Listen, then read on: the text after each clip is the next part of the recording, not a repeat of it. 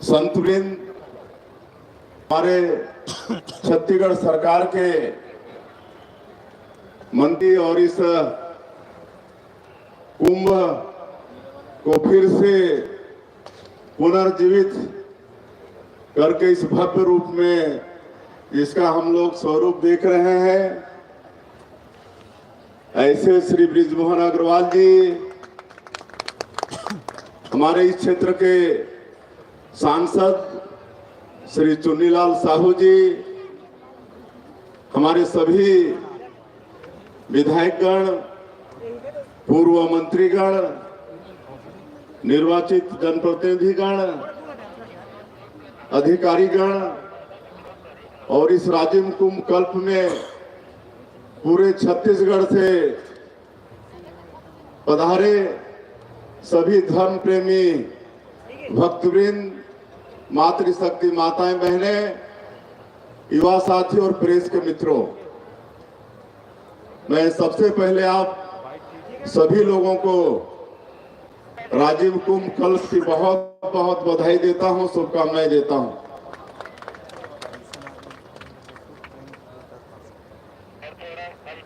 आज यहां पर बृजमोहन अग्रवाल जी, उनको मातृशोक हुआ है, इसलिए मंच पर नहीं है, नीचे है।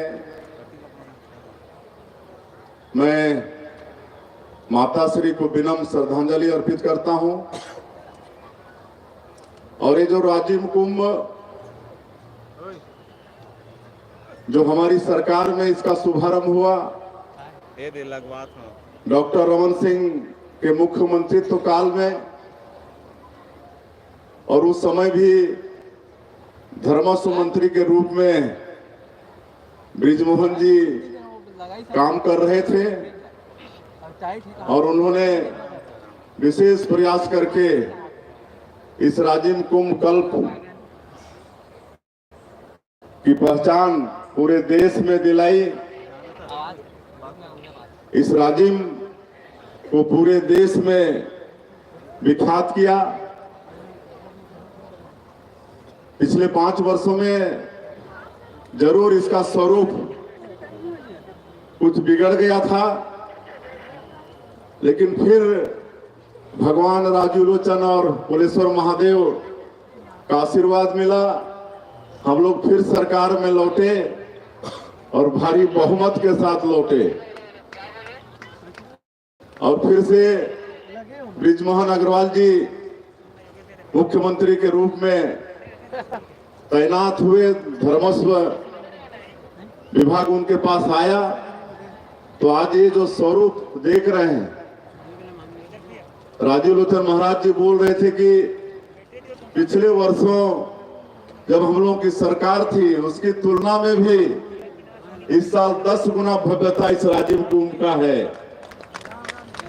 तो इसके लिए हम मुख्यमंत्री के नाते हमारे धर्मस्व मंत्री जी को बहुत बहुत बधाई देते हैं, धन्यवाद देते हैं।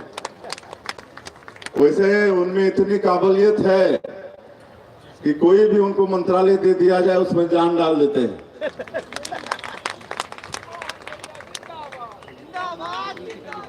और हम लोगों को बहुत संतों का आशीर्वाद मिला है। आदरणीय प्रदीप मिश्रा जी का आशीर्वाद मिलेगा, हमारे नेताओं का भी आशीर्वाद मिला है। मुझे ज्यादा कुछ कहने की आवश्यकता नहीं है। अभी कुलेश्वर महादेव के आशीर्वाद से हम लोगों की सरकार को मात्र 2.5 महीने हुए हैं, लेकिन छत्तीसगढ़ की जनता ने पिछले विधानसभा के चुनाव में हमारे देश के यशस्वी प्रधानमंत्री नरेंद्र मोदी जी पर विश्वास किया, उनकी गारंटी पर विश्वास किया, मोदी की गारंटी पर विश्वास किया। और मोदी जी ने जितना वादा चुनाव के दौरान छत्तीसगढ़ की जनता से किए हैं, उन वादों को पूरा करने की दिशा में हमारी सरकार का कदम चल चुका है। हम लोग 2.5 महीने में ही 18 लाख प्रधानमंत्री आवास बनाने का निर्णय लिए हैं। 2 साल का बकाया बोनस 12 लाख से ज्यादा किसानों का 3716 करोड़ रुपया उनके खातों में दे चुके हैं। 21 क्विंटल धान प्रति एकड़ खरीद चुके हैं। इस साल बम्पर धान की खरीदी हुई है। 145 लाख मीट्रिक टन धान की खरीदी हुई है। 3100 रुपये प्रति क्विंटल धान का कीमत देने की बात किए हैं। समर्थन मूल्य हमारे अन्नदाताओं को मिल चुका है।